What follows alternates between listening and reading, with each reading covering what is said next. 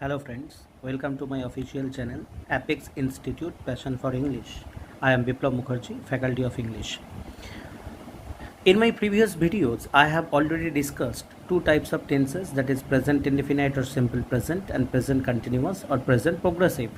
And in another video, I have already discussed some error corrections regarding these tenses, that means error corrections on simple present and present progressive or continuous tense.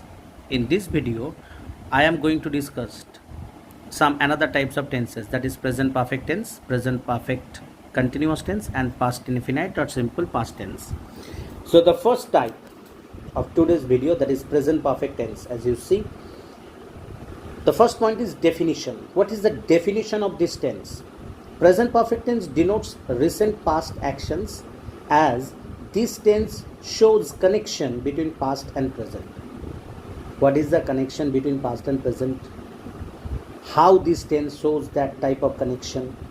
Actually, present perfect tense denotes an action which has just finished or completed, but the result of that particular action is in present. And my dear students or my dear friends, you have to understand that there is a difference between recent past actions and long past actions. Recent past actions should be denoted by present perfect tense. Long past actions should be denoted by simple past tense or past indefinite tense. Recent past actions means or action means an action which has just now completed or finished, and the result of that particular action is in present. For that actions we should use present perfect tense. Formation: subject plus have or has plus V3. So we all know that after first person singular number, that means I, first person plural number, that means we, second person singular and plural you, third person plural number, that means they, have should be used, and after third person singular number, that means he, she, it, boy, has should be used, and after that V3, that means past participle of the main verb, should be used. Next point is identification. That means how do we or how could we identify that particular tense? That means the identification point. In this tense, there are some words or there are some adverbs, and with the help of these words or adverbs we can identify that particular tense, and the words are just, already, yet, before, recently, lately, ever, never, of late, etc. These are the adverbs or these are the words, and with the help of these adverbs or words we can say or we can identify that present perfect tense. And there is another point, that is note. This tense can also be used in place of present perfect continuous. Look, this tense can also be used in place of present perfect continuous if there is any stative verb. That is very important.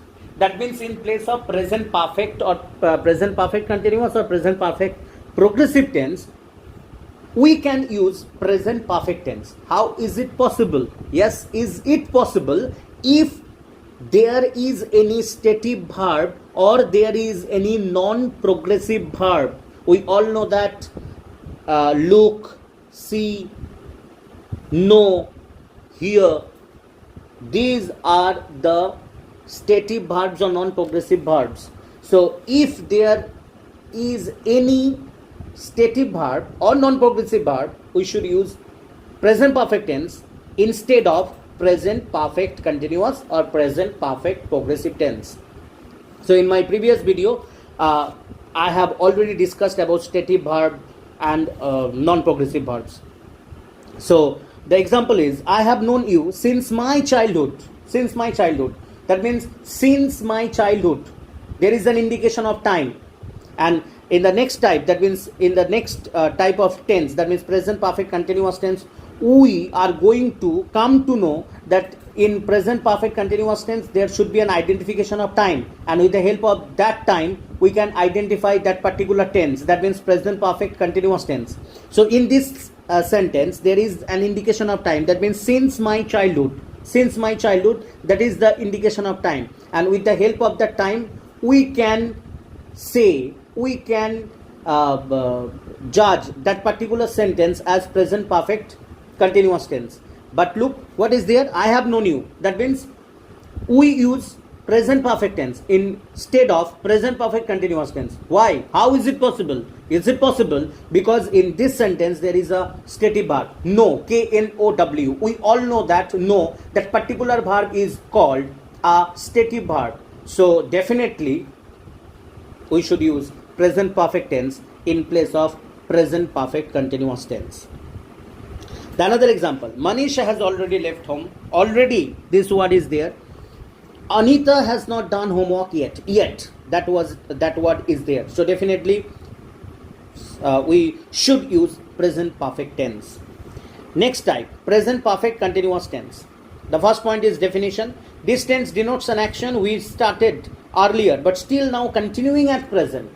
That means that this tense denotes an action which started in past, but that particular action is continuing or going on at present also. So definitely action started in past, continuing or going on at present. That is called present perfect continuous tense. And the formation is subject plus have been or has been plus main verb plus ing plus object plus time. So after have been or has been, there should be main verb, then ing with the main verb, then object, then time. This time is an important part of this tense because this time is playing a crucial role. Why? Because this tense denotes an action which started earlier, that means started in past, but still now continuing at present. For this reason, time is playing a crucial role in this tense, and with the help of that time we can identify that particular tense, that means present perfect continuous. Then the next point is note. That means important point is that this tense, in this tense, since, for and from, these three prepositions are used before the time. So we have already known that time should be there in this tense, and before time, that means suppose 2 years, 2 weeks, 10 o'clock, 1998, anytime, before any time we should use three different types of prepositions, and the prepositions are since, for and from, and there should be a specific rule for using these three prepositions. First, since. Since is used for fixed time or point of time. If there is any fixed time or point of time, we should use since. For is used to denote duration of time, length of time or period of time. So definitely if there is an indication of duration, length or period of time, we should use for. And from should be used to denote time immemorial. If there is that particular phrase, time immemorial, we should use from. What is the meaning of immemorial? Immemorial means a time which we can't recollect. That means there should not be any specific time, any fixed time, any duration of time. There should be that phrase, time immemorial, we should use from, not since, not for. And the examples are, I have been practicing since morning, fixed time. They have been studying for 2 hours, duration or length of time. The Indian farmers have been reading from time immemorial, There is no fixed time. The phrase is there, time immemorial. So from should be used before that particular time. Next point is note. That means the important point of this tense or regarding this tense is that before years, long time, for. Before o'clock, morning, evening, year, since is used.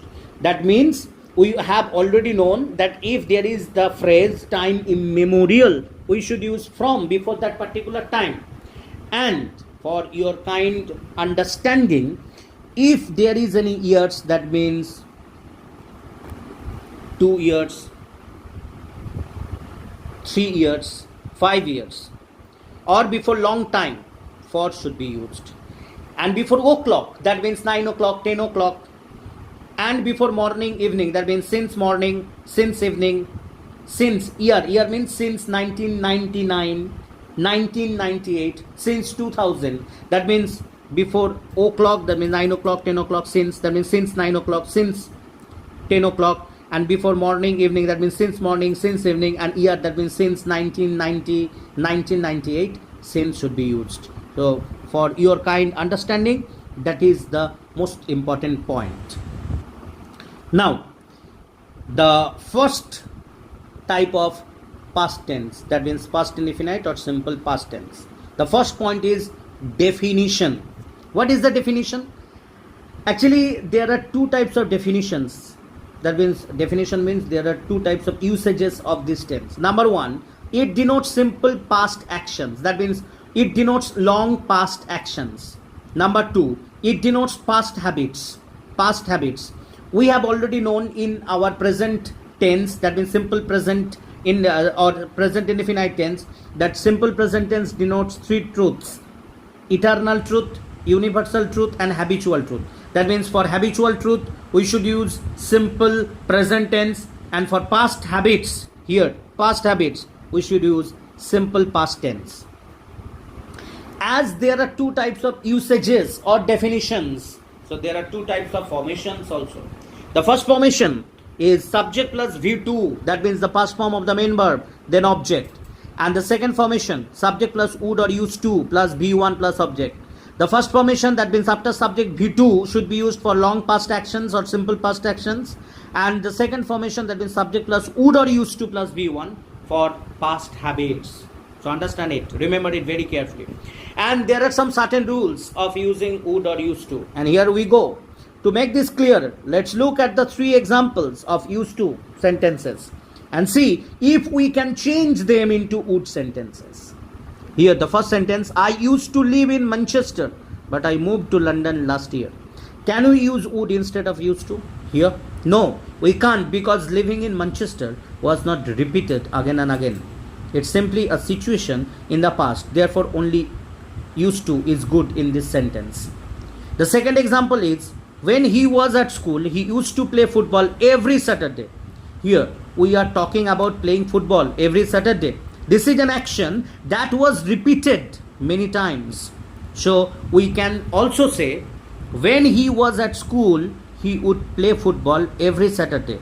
Used to and would are both good here, and the meaning is the same. The third example, she used to hate her job until she got a promotion. Did she hate her job many times? No, this isn't a repeated action. So in this example, would isn't possible. We have to use used to. So dear students, dear friends, for your kind information, for repeated past habits or repeated past actions, we should use would, not used to. And for occasional past habits, we should use used to. For repeated past habits, we should use would. For occasional past habits, we should use used to. Next point is note. In this tense, yesterday, last night, the previous day, since, ever since, ago, before, never, always, seldom, occasionally, etc. are used in this tense. So definitely these are the adverbs. These are the adverbs of time or adverb of frequency which are used in this tense. That means with the help of these adverbs of time or adverb of frequency, we can identify simple past tense very clearly and very easily. And there is another important point. Look, if, unless, until plus simple past, and there is another rule or formula, subject plus would or could or might plus B1 plus object is it, it should be it is, that means etc. So if there is conditional clause or time clause, and if simple past tense is used with that conditional clause or time clause, in the principal part or the main part or principal clause, we should use after the subject would or could or might according to the sense, then V1. This is eternal rule. We can't defy it. We can't change it. So I repeat, if there is any conditional clause or time clause, and if with that particular conditional clause or time clause simple past tense or past indefinite tense is used, so in the principal clause or in the main part of that sentence, we should use after the subject would or used to or would or could or might plus V1 plus object. And the example is, if you told me that, I would help you. So if you told me that, in that part, if clause is there. So with if clause there is told, that means V2, that means simple past tense is used. So in the principal part, I would help you, after subject, that means after I, would plus V1, would help you is used. So this is eternal rule. We can't change it, we can't defy it. Thank you. Have a nice day.